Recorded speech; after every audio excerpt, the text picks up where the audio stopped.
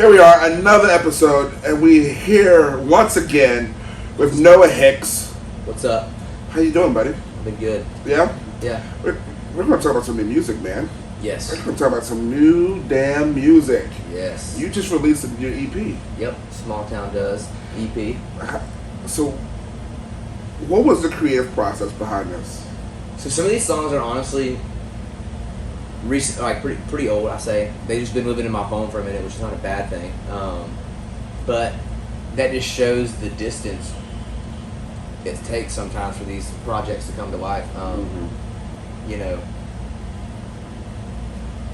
Get Enough and Might As Well Be Gone were songs that were pretty recent that I've written. I feel like Small Town Does was one of them, you know, but then I look back to like Best of Me and That Fire and a couple other of those songs. Those were all written. I feel like More People Don't was another just Nashville Day, but some of those were written as like a songwriting retreat. Right. So, you know, there's lots of different avenues that I feel like artists can take, and I love writing just music in general. And now I know there's like a certain lane that, you know, you need to learn to stay in, but I will say there is a way to do it. Right. And I definitely like to think about my live show. So this EP that I think about right now, if I have to tell anybody, it's like you want to see a live show to watch me play this EP, because we're really like, it's going to be rock and roll. Like, it's going to be awesome. And like country too, like it's going to be like country moments, and like really like, because, you know, I'm still a country dude. Right. But I still love to freaking play guitar, and that's what I grew up doing, was playing rock and roll first. It's funny you say that, because I always feel like the proper way to create, this is not me, this is just my opinion, because I've never created an album, never will create an album, but You might. I doubt that. Put you on the mic. No. Tried to one time, not happening. But I think that people, artists who go in thinking about their live shows, Yeah. it comes out being the best music. Because if you go and think about your live shows, then you're killing two birds with one stone, really. Because you're visualizing how you're performing the song, you're visualizing the lights of the song, you're visualizing the crowd, you're visualizing everything that goes along with the song at this concert that you. And that's the point. That's the point. That's literally the point. Yeah. And I appreciate you being able to see that, because there are parts of me that like I leans into my emotion and stuff like that. Mm-hmm. But I guess, you know, there's two parts of the music. There's the music and there's the lyrics. You know. Right. And there's melody too, I guess, so three. But it all. It's very easy to chase just lyric and just write the same music, or write the same music or write really different music and just chase the same lyric. So it's like, what's the yin and yang of like mixing it up, and, you know, is that something where you do want, we always tell them, like, I want it to hit them like right in the face. So that means I don't want to say nothing kind of like really heady. I don't want to, you know, trick them, or like, you know, there's no reason for it to like whatever that is. You know, there's all sorts of different ways. There's different ways to keep things simple and not. There's really good songwriters in Nashville too. That I ain't gotta worry about all this stuff. Correct. So and it's like, hey, I got an idea. That's something I want to focus on, is the idea, you know. So, Get Enough. Yeah. You wrote that song, right? Mm-hmm. What was your mindset? Because that was a writer's retreat. No, that was one I wrote. I actually wrote that with John Pierce and Lindsey Rhymes. Saw Lindsey last night. I was about to say, Lindsey was there last night. He was getting shouted out. Yep. Did last night. I wrote that with him. Crazy Australian. He's so wild. I love him to death. I love both of them guys. I actually had that first verse. I don't know if I had it exactly. We might have like changed up a few things to make it, you know, make more sense. But the gist of it, I was like at the apartment I was living at before, on Music Row, and looking out, and I was just thinking about like, I read a thing that talked about like just writing what's around you, you know. I mean, it's like talking about these four walls, or like whatever that is, a TV hanging on the wall, or like whatever that is.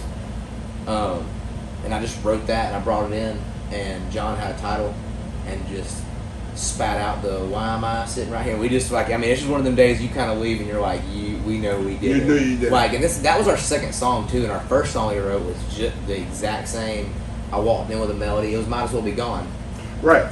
I could probably find it somewhere on my phone, but I got the melody. I mean, like I'm driving down the road on the interstate, like leaving a show. This is where it comes in handy when you're like in a Sprinter van, you know, I guess, because I'm literally like driving down the road in a Sprinter van. And I'm like singing that melody, like you laugh, you smile, you drink, you like I was like doing all that, you laughing, and then you know, I brought that melody in, and Lindsay can just build anything, and he's like he's like literally a wizard behind. Lindsay's a and monster. John's the same way with like writing's work. So like it was just, I mean, it's just one of them power. And I think I write with them next week, so I'm excited.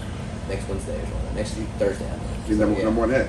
I mean, we literally haven't missed. Like I haven't missed with them. Sometimes, I mean, there's sometimes we might go in there and not, but it's really hard when, and most of the people I write with, and they know, everybody, if they write with me, they know, like, freaking, they're great, and it's like, and I feel like I am blessed to be able to say that I get to write with really talented writers, because I don't think that I would have music that I would be able to have, because I have, like I always tell people, like I know what's cool, I might not be able to say it, but I can tell you if I want to say it or not. Right. Or like, you know what I'm saying? Like I don't know if it's like, you know what I'm saying? Like that's kind of where some people will say, why don't you just write a song by yourself? I had somebody ask that the other day, and I was like, I've tried, and I think I could, but I love the process of co-writing. And that's the thing.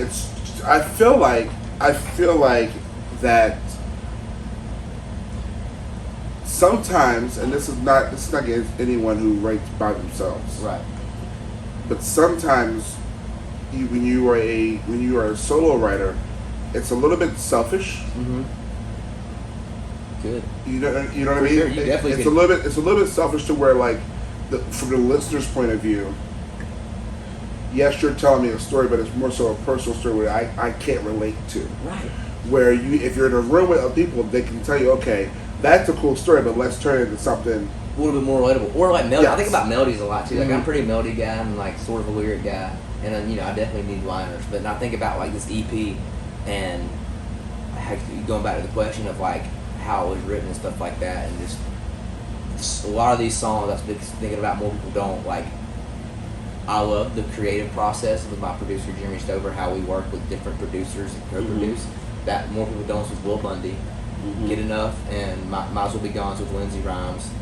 Country Tonight and Small Town Does is with Zach Aubin, and the rest are with Paul DiGiovanni. Yeah, so it's like, I mean, it's all different. I'm not saying there is a thing to buy into maybe one of those people, right? But I love the fact that like Jeremy helps like keep, and it's really, and honestly they all like can be mixed and mastered and sound the same, but like Jeremy was really good about keeping, when we go into the rooms and hiring the right people. Mm-hmm. You know what I'm saying? But also he's doing a good job of making sure my rights, because he does have a hand in with my publisher or whatever. That we're all kind of like, I'm at Red, so like they make sure I write with these really talented people. Yeah. Like with the Will Bundys and the, and I think about even the liners, the Cole Taylors and the like. I'm just trying to think of off the top of my head. Cole writes a lot of songs. Jeremy Stovers. I mean, just all these. Yeah. I gotta think about. There's so many people like on these. Troy Cartwright for Country Tonight. The song that like one of the singles that come out like. Troy Cartwright. Yeah, he's so amazing, and like if I wouldn't have had that right set up, I haven't wrote with him since. But like the pieces and the puzzles and like I don't know. It's just really cool. It's just really cool to be able to see it all, like the fruition of it. Like, you know what I'm saying? It's really cool. I'm like very excited about this EP. And what's to come, because like, we're still working, baby. Like, still working. I'm still writing songs, dude. It's like that's the thing that's fun. Like I'm not, I mean, the EP is everyone's introduction to you. Is what I call it. Mm-hmm. It's the introduction to you as an artist that everyone. It's like okay, and then it's also business-wise. It's also the testing the waters. With the sound too. Correct. Yeah. Because I mean, there's definitely a part of me that I have some country leaning songs, and there's some like really like rock leaning songs, and some people are gonna love it, and maybe some people are gonna hate it. But I think that's You got any duets with this album? No. No duets? No, which is okay. That's fine. I'm actually excited to have a record where it's just me on there. Because a lot of records that I've had has had duets. And that's nothing against anybody. Right.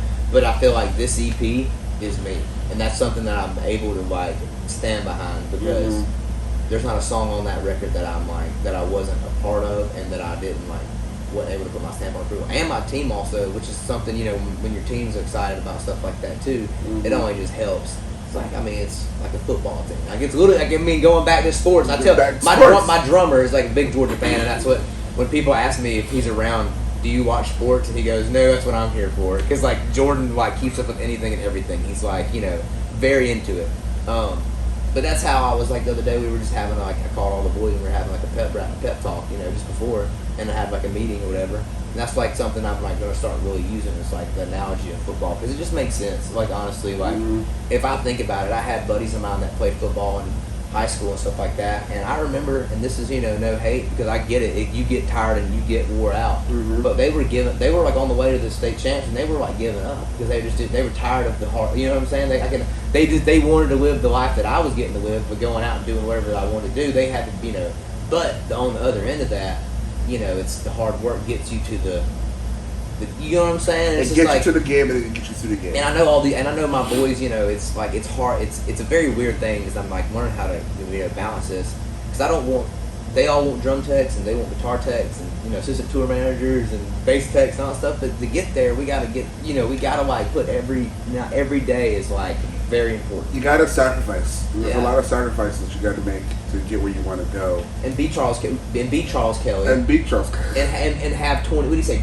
2 decades. 2 decades. And I was like, man, that's honestly 2 decades. So impressive to be able to have 2 decades and still stay relevant. Yes, that's so hard to do. It's very hard to do. And to be that talented, and to stay, and to not like wither. You know what I'm saying? Correct, because sometimes after 2 decades, you kind of start declining. Dude, I hung out. Me and my girlfriend and my buddy of mine, we hung out afterwards because my girlfriend's real good friends with Charles, and that's why I was there or whatever. Like they're friends or whatever. And dude, he was so he was so down to earth and so energetic, so nice. Like, and we were literally the last people in there, and that's usually the point where you're just like you know, kind of like starting to crumble. Dude, he was not. He was like, you know. Yeah, we texted last night a little bit. I texted him before he got on the stage. I'm like, I said, kill it. I'm like, just remember who you are, like Charles Kelly kind of thing. He gets I saw him get on the stage. And I'm like, holy shit. Dude, he freaking. His vocals are. Like, I swear that he's like that microphone and be like. Yeah. And just like turn away and just like, you know, tap it on and come back into it. Just like, dude, he was so pro. He was so pro, and it was so like 80s. It was like, it was so 80s and 90s. Shout out to Charles Kelly, because Charles is one of the most talented motherfuckers in this town. Like, I watched that set and I honestly like thought about like mine and like what I'm gonna do and how to act and like you know, and what like things I'm gonna do differently. I actually took a video of his merch set because I really loved like I've seen a lot of cool ones. I like the hats, and I liked how he did certain things. Yeah, I like how it was set up. It kept your eyes. After talking to you, I see big things happening because I'm listening to you, and I hear how you're pulling from so many people, and you're educating yourself. Not just on the business side of things, but like the merch, all sorts of things. Like you're all sorts of things you're educating yourself on, and not many artists are doing that. A lot of artists are just like, okay, I want my music out, I want to run my business, and that's it, keep going, which is not a problem. It works for some people, but like you are a student of the game, 100%. Which I think is what give you longevity. Appreciate that. That's what give you longevity, because if you look at Dierks Bentley's a student of the game. Dierks Bentley, he wasn't headlining tours until his 15 number one hit, but he was still like learning and selling out the little things and things like that. And it was just like doing it right. He was doing it right. He was doing it the right way, where he's just taking in everything that he's learning. I was opening up with Justin, and I love his tour manager JR, and we always hang out before. And he was like, we were talking, and he was just mentioning about like this is not only the music business, but like Noah Hicks is a business. And how Jay-Z saying, I'm a businessman. I'm a businessman. Exactly. And I mean, he was talking about how, like, look at this, like, looking at Justin, you know, like, maintaining, you know, Justin is one of them sneaky artists that will, you know, ring the bell every year, or ring the bell twice or 3 times, you know, but, like, he's just one of them legacy guys, and we were talking before that show, and he's like, I was in a band for a year and a half, and I was like, that's cool, you know, that's like, and he's been on a bus ever since, and this is really impressive, to maintain that, you know, which is, like, that's the thing that I thought about, is, like, not saying that you can't. It's the same thing about the book I'm reading. Like, it's like you're built, like, you know what I mean, rising, learning how to, and that's honestly, it's looking back and understanding as a business person. I've heard this from other people, but, like, really popular, these artists that I look up to pay attention to their money. And it's not like they're micromanaging, but they just, you know, they ask the questions, and they, you know, you got to have and I have people I trust in place, clearly. But, you know, but you have to know it. But yeah, sometimes it might not make sense to travel a day early, even though that's what we used to do. Correct. And it's, you know, it's just sometimes, you know. But you have to know. Or whatever that is. That's like, you know. Right. Yeah. But you have to know every aspect of things. You have to know I mean, it's like the best advice I was given, and I'm hoping Maddie listens to this, because Maddie is your intern right now. Yeah. I hope you listen to this. The best advice I was given is to try everything in the industry. Doesn't matter if it's management, publishing, booking, record label, touring. Try it all. Then once you try it all, figure out what you want to do and figure out what you like. Right. I hate booking. Yeah. I fucking hate booking. I hate cold calling. I don't do it. Yeah. I won't do it. I've had to before. Yeah, that's the one thing I hate. But that is the best advice I was given, because if you learn everything, even if it's the basics. It's like Chick-fil-A owner operators. Correct. That is, yeah. Correct. They work every job. You know what that person you hire needs to do. Yes, and you know the repercussions. And you know the repercussions of it. And then, like, you know, the exact. I'm guilty of it, man. It's so easy to, you know. Some I've always heard too. You point the finger, you got 3 more pointing back at you. Yeah. And I live by that. Yeah. It's not everybody does. Yep. But as CEO, it still doesn't matter. Correct. You know, it's somewhat. You know, I'm a religious man too. Yeah. So it's like, what did Jesus say? Like, you know, be a servant and be like last. Essentially, Yeah. like, you know, that's kind of the CEO like leader thing. I was playing the Army's 250th birthday. And one of the Army guys was like escorting us. And this was a mob of. We were in these middle of like so higher ranked people, and like, but this dude was like just I don't know exactly. I don't remember what he was, but he clearly was a leader because of this comment he said to me. Some of my guys were with the crowd rushing a little bit, and some of my guys weren't. And basically, I like got to a point and like waited on him, and I was like, thanks for watching their 6, and he was like, that's your job.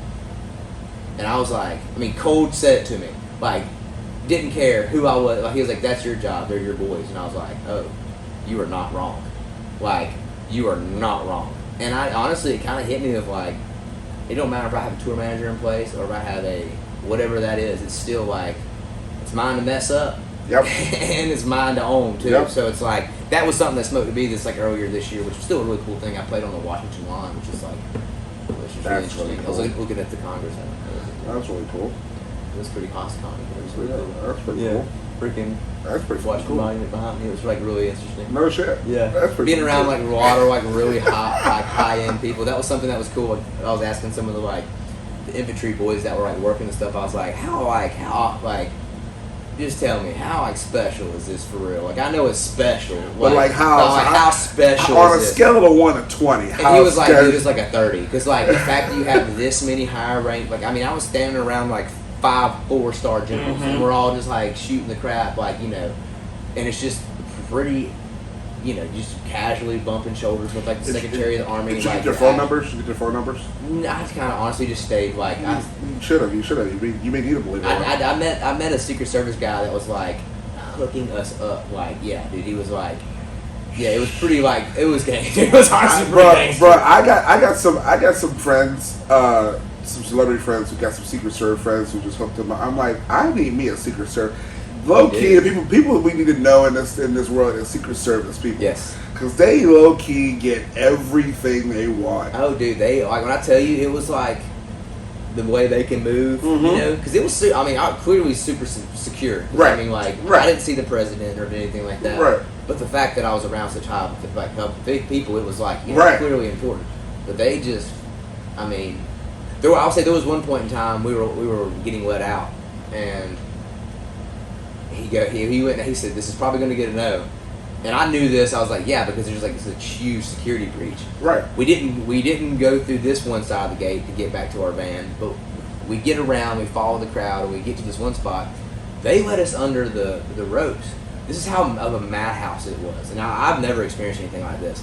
Like, we're a band, and I'm making sure, like, dude, people just start, like, they just, you know what I mean? They just follow the leader. Like, it's when I tell you, it's so, like, it's so, that's why it had to be so, I can't imagine the stress going, you know what I'm saying? Wow. Like, it was honestly, like, I'm a pretty, like, real thinker, if that makes sense. Like, my parents, like, kind of instilled that in me. If we leave right now and drive an hour and go get this restaurant, it ain't just the restaurant food you ate, it's the gas. It's the gas, exactly. Which is a hinder, but whatever. But I thought about it, I was like, man, the freaking talent it takes to keep that up. And that's why they usually, like, we weren't supposed to have our van back there technically. We were supposed to have it outside, whatever. Right. But they let us, shout out, Secret Service let us do that. But, like, I think we had a card for it, but still, like, that much of a, I mean, it was pretty cool. But they were like, get back, you know what I mean? We felt so cool. We were like, what? Like, you know. That's cool shit.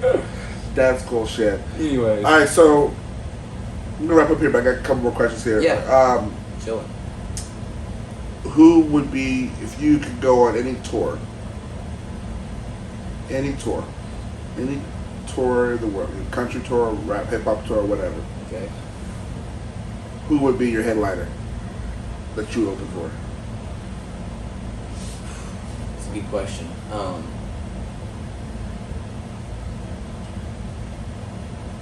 There's someone that I think there's a couple there's like a couple stipulations to this answer. Okay. If this was a true thing, I would like to be able to be on the like friendship level, which I'm not necessarily like, you know, up their butt, but just like being able to sit there and on their bus and maybe like be able to towards the end of the tour ask them the questions, kind of thing, like be able to really learn and be able. Right. But Luke Combs. Yeah, most people that I think about. Don't get me wrong. That's a hard question because I feel like Lainey would be a fun tour. Exactly. Lainey Wilson would be really fun. She's along the lines. This is a completely random thing. One time, just to talk about what kind of a girl Lainey Wilson is, because I lived with Dylan Marlowe at the time, when Dylan was going out with Hardy and Lainey. I don't know like how I found out about this, but we might have been hanging out or whatever. But I saw a group text thread basically where she was saying, I'm not going to really be partying that much because I got too much going on. And I just thought about that. She's like, I got to be on way too much to be like let one night like throw me off. And it's not just for the 90 or the 60 minutes she had. It's for the radio interviews, the things that like. And I thought that's some boss lady shit right there. That's some like, and that's but I think about someone specifically going back to Luke Combs. Dude, he's a boss. Like not only this Hurricane was a song that I played that like I got the buzz and the chill from like singing that and having people sing it back to me. But just I'm friends with some people that are, work on his team and stuff like that, and just to hear how much he cares not only about what he has going on, but what the people around him too. Mm-hmm. I mean, it's just like he treats everybody with like it's crazy.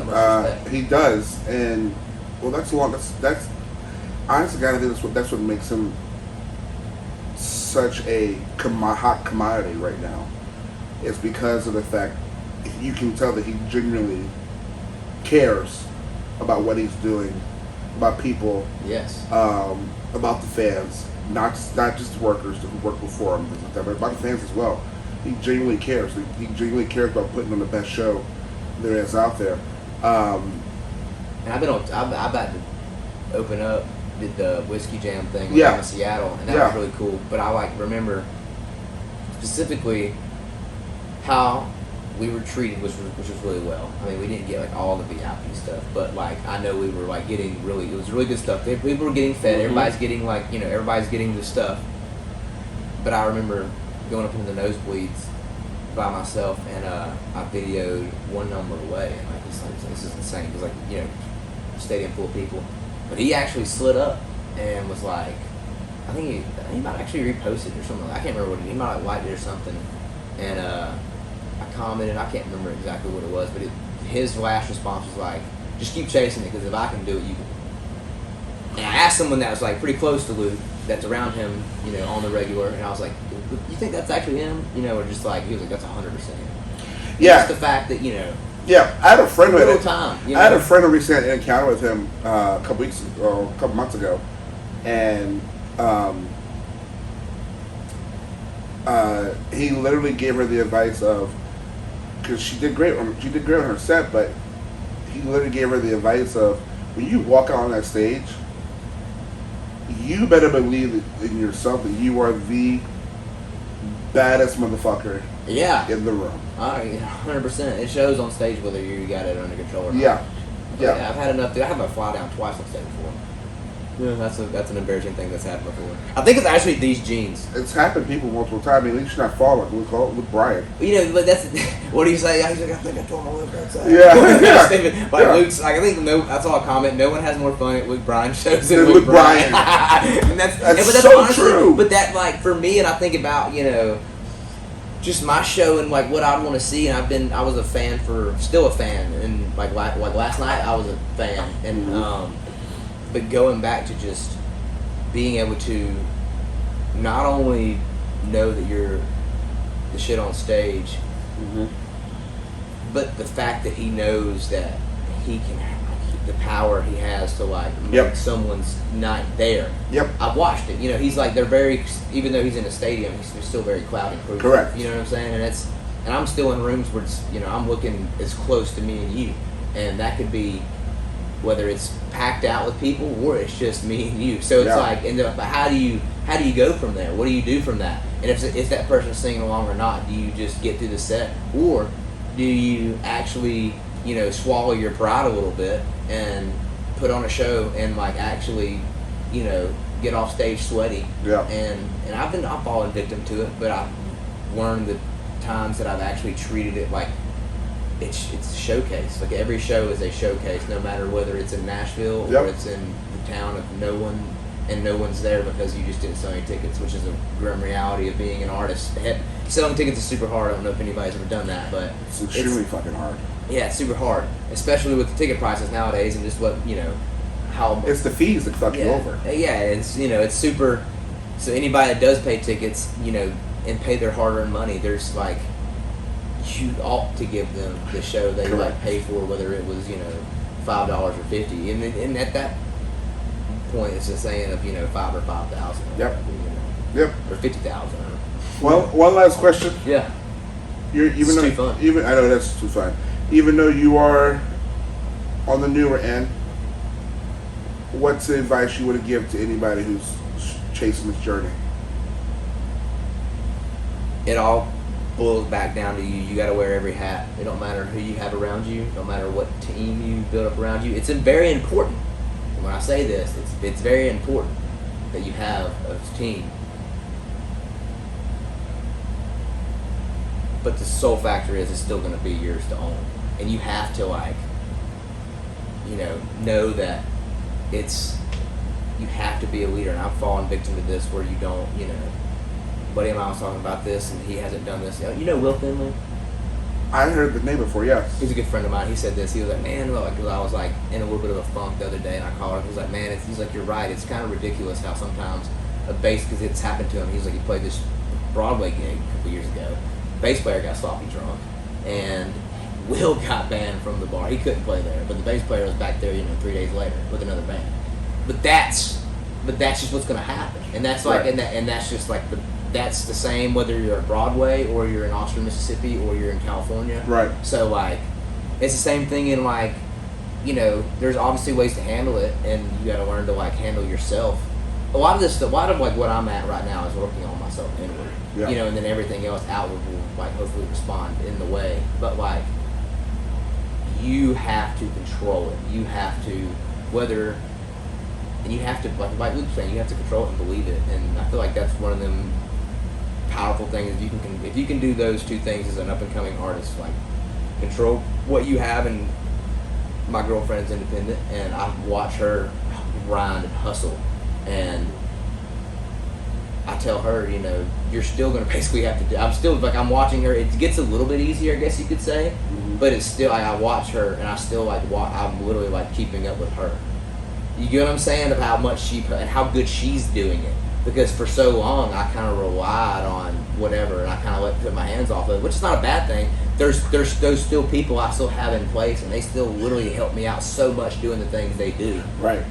But I still have to be in there. If I'm not focused, Yep. if like, let's say I'm not, you know, if I'm on the board call meeting or I'm in the meeting and I'm zoned out thinking about something else, like, that's wasting not only their time, but more importantly, it's wasting, like, it's doing myself more disservice because not saying that they can't move on. They don't want to move on. Nobody wants to, you know, take their artists and chunk them out the window and do them bad. And that's something I've had to really learn. Is like, nobody's like out to get you. Correct. And that's something that's very hard to like get over as yourself. But with that being said, you still have to. You're still going to have to be that, like, as an artist. You're the person in charge. Yes, and that's the same way with them. They're still going to have to, like, you know, own their mistakes just as much as you, but you're gonna have to own their mistakes and yours. My buddy, so it's like, it's, you know. My buddy told me one thing. My buddy told me one thing, and he's like, at the end of the day, managers work for you. Booking agencies work for you. You are the one that is in control of everything that's around your career, because at the end of the day, it's your career. And that's just you making sure that you don't get, like, and it's not like you gotta be. And I'm like so bad about this, but I put my foot in my mouth a lot. That's something that I'm learning. Like, I have to do that. And honestly, you as an artist, that might be something that like you probably will have to do more times than you want to. Yep. And sometimes I don't want to, but I still have to, because at the end of the day, the team that you put around you can either help you go, or you can make them not. Like, whatever, but the choice is up to you, and it still comes down to how you.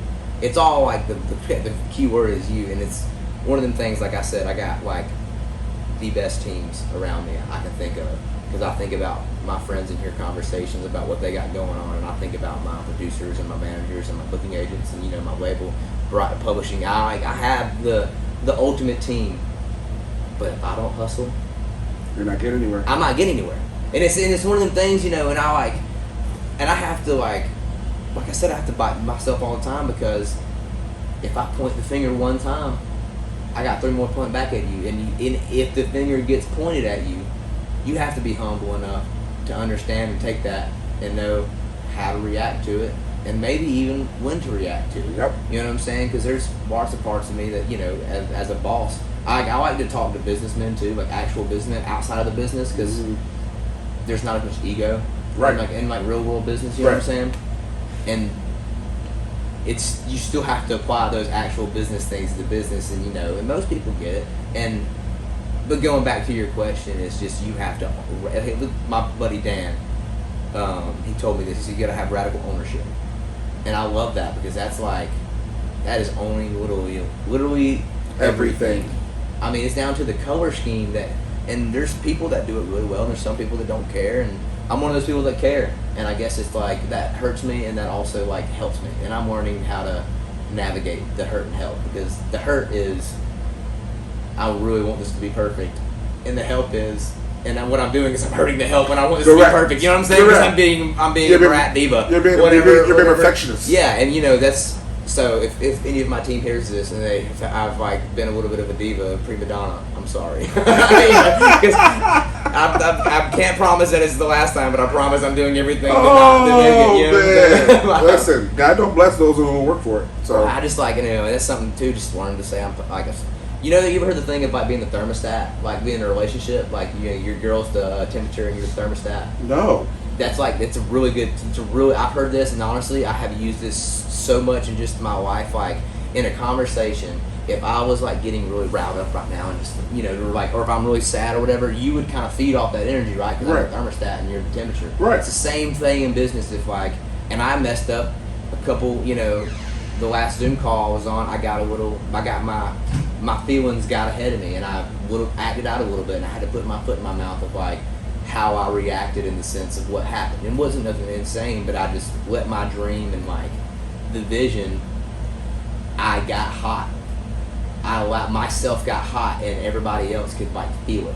Same thing in a relationship. Like if I'm like acting crazy, my girlfriend's gonna act, you know, if I'm, you know what I mean, she's gonna feed off of it. Exactly. And be like, what are you doing? You know what I mean?